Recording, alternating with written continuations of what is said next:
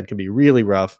Oh, it does look like we had a bit of trouble getting the Slippy to work, so we're swapping over here through the Aklo stream, and we are going to see it. Boom. Don't mind the, man with the wires behind the curtain there. All right, so Aklo has already created a bit of an advantage for himself. He's up a full stock here, 2 stocks to 1. JSalt with a bit of a mountain to climb, and man, Aklo kind of popping off here, putting in a ton of damage, gets the crouch cancel on the multi-jab, and gets a full punish off of that. Ooh, but nice wave dash back grab, and fair by JSalt to kind of even things out a little. That was nice. Yeah, kind of putting it to... Oh, we just had a network error on the stream itself, too. Unlucky. Aklo takes game 1. As, clearly we could tell from the way the match was going because we watched the whole game. And then Aklo just had so much momentum. He closes out game 1. Boom. Pretty good stuff. So Aklo takes game 1, looks pretty strong. It definitely felt like JFlex had a couple moments where he was looking really strong, and you saw JFlex's tendency to sort of go for those hard reads in the right situations. There in that one edge guard, catching Aklo going for the straight horizontal up B, gets the pretty early % kill with the fair. So I like what I'm seeing from JSalt, but maybe just a little bit more. Yep. Also, shout outs to Wandering Geodesic in chat, who reminded me Foxy Gramps or Foxy Grandpa was Aklo's brother who played Sheik. So, okay. Thank you. I've heard that guy's name before. Yeah, it's funny because he's not like super well known too. Like he didn't like travel to like nationals a lot, but he was always like pretty good in New York. And when you have like someone who's like high level, they don't need to like travel a lot. If they're like your consistent practice partner your whole life, you just get good at the matchup, So I think from the way I've heard Aklo talk about it too, it's like just having that consistent player who is just like really good his whole life playing that matchup. He just feels really comfortable in it. So yeah, absolutely. All right, it looks like we had a slight additional issue with Slippy, so we're trying to figure that out before we jump into game 2 here. I'm seeing on Aklo's stream, he's chilling for a second, and it looks like we're ready to jump into it. So yep, back to Battlefield, not super surprising, and yeah, okay, we're right in. Yeah, what was it? Battlefield might have been FOD. You're right, it was FOD. My bad. Purple stages, they all look the same. Oh, the triple up air! No, goes for the back air at the end. Gets the juggle, finds the up smash, which is an even better punish. And JSalt probably messed up there, did the falling nair there, unable to grab the ledge, just falls to his death. Aklo takes a strong lead once again. Yeah, kind of an interesting bait there by Aklo at the end to go for the run-up shine turnaround. You're expecting the Fox to go for something right away off that, and I think that may have actually baited JSalt to throw the nair out. But Aklo actually just sits in the shine. So really, really clever bait. I like to see that. Yeah. That's one of my favorite ways to deal with people who like ledge stall against you. You just like run up shine turnaround, and it looks like you're going to shine turnaround and wave dash steal the ledge from them. But then you just wave dash away or just wave dash down and just chill there. And then they're like, they freak out. They stop ledge stalling. So him kind of utilizing that technology for edge guarding and kind of tricking the Sheik there. Really good use. And the wave shine up smash, nice. He did need a couple wave shines in actual to get him to kill %. So good knowledge there. And close out the stock to give what was a small one stock lead into a real one stock lead here. Oh, and then this shine sending Sheik off stage. JSalt in a ton of trouble already. Look at the corner pressure, gets a ton of damage. I guess only 40%, so not that bad, but Aklo in a pretty commanding spot. Ooh, same read, second time. Aklo's got to watch for that. That's a tough one to get to. The reason you go for that angle is just because you're like, honestly, it's hard to hit me out of this. It's not that like it's unpredictable. It's just that, like, honestly, like to fair that and not trade and like not actually reverse hit and stuff. It's just hard. And then when JFlex or JSalt does it twice in a row, you're like, all right, he got me. This time he does go low, does sneak under that forward air, and gets the kill. Brutal.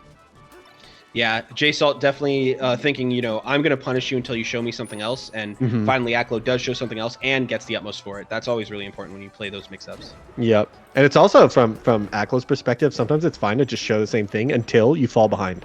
Because you can just like force your opponent to have no choice but to keep covering the same thing. And then once you need a stock swing, then you make an adaptation that you've known the whole time you can make, right? And it would be dumb for your opponent not to keep doing the same thing, right? Because like you've shown it every time. Oh, it actually shine spiked the start of the up B. That's a huge part of edge guarding Sheik. If you can start implementing that into your game plan, they stop being able to do tricky double poof recoveries and stuff, and Aklo just closes out the stock really decisively there, puts him up 2-0. Damn. Great stuff by Aklo. It was feeling like a pretty even game there. You talked about so it was really cool because like I feel like every stock had a sort of story for it from Aklo, right? Mhm. Stock 1 was that really clever shine turnaround bait on the edge guard. Stock I guess stock 2 wasn't that special, but stock 3 you saw what you were talking about where he switched it up and went for that low up B Mhm. after having shown it so many times, showing the straight one so many times, and then stock 4 with that really clean edge guard, sort of a little bit of a gimp even to get that Yep. runoff shine at pretty low percents and close it out. So Aklo really showing a prowess in a lot of different areas of the game in quick succession to take that second game. Really cool stuff. Yeah, his punish game looks so strong right now, right? Because like when you add in really clever edge guards at the end of your punish game. Uh-oh, is it happening? You guys can't see what we see, but there's a potential other storyline coming up for this game 3.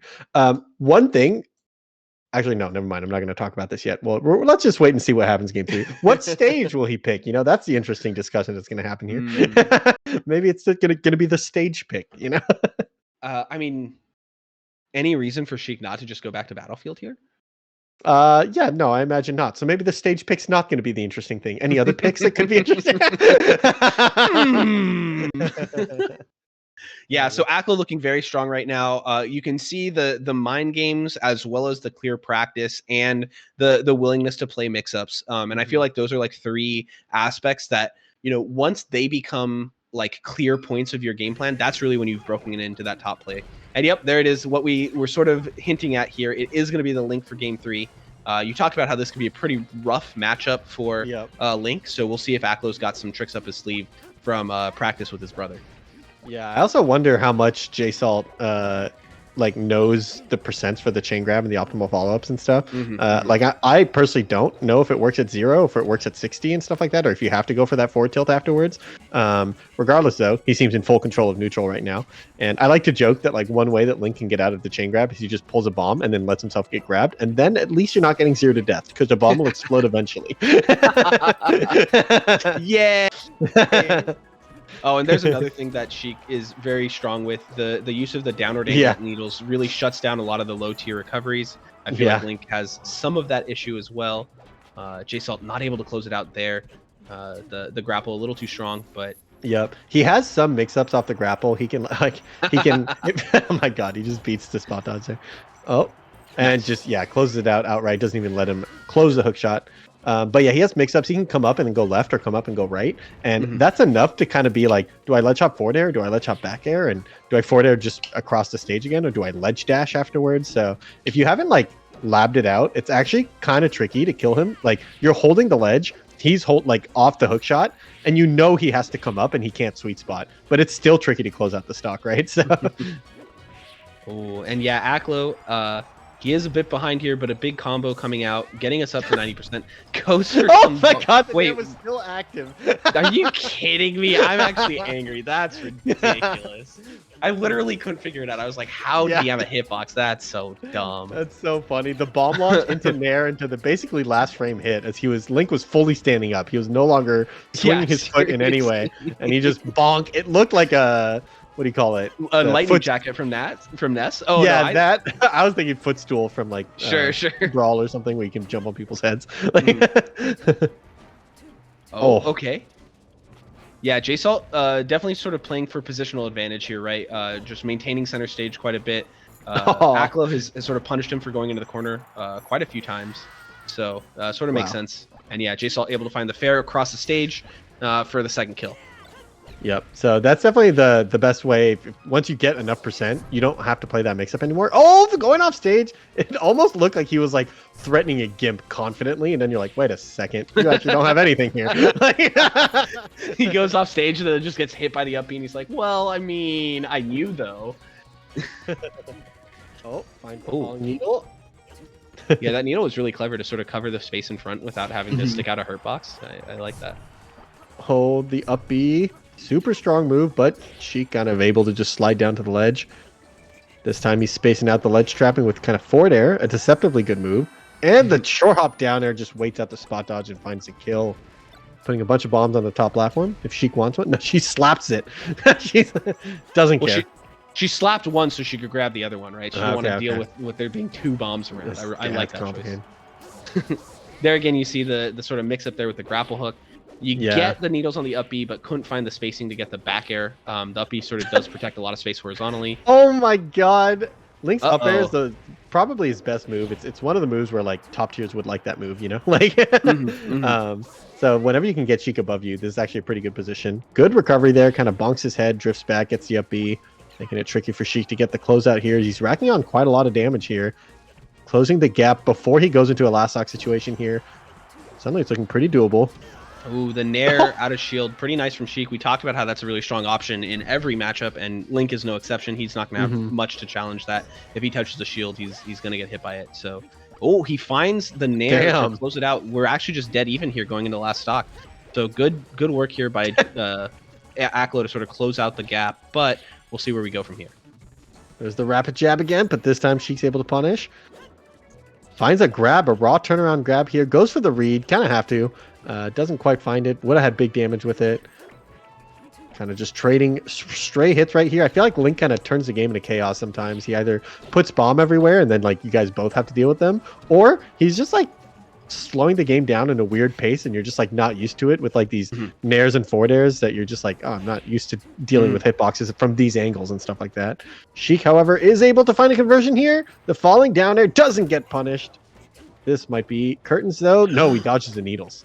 Really impressive to get around the needles there. That felt kind of like a checkmate scenario, but instead Aklo gets one more lease on life. These nairs so annoying to deal with. Can't get through them. Oh man! Oh my god, that was kind of a panic there. I think Aklo. Oh, that's the second time that's happened. Yeah, where he can't get the down throw kill confirmed because of the platform, but Link is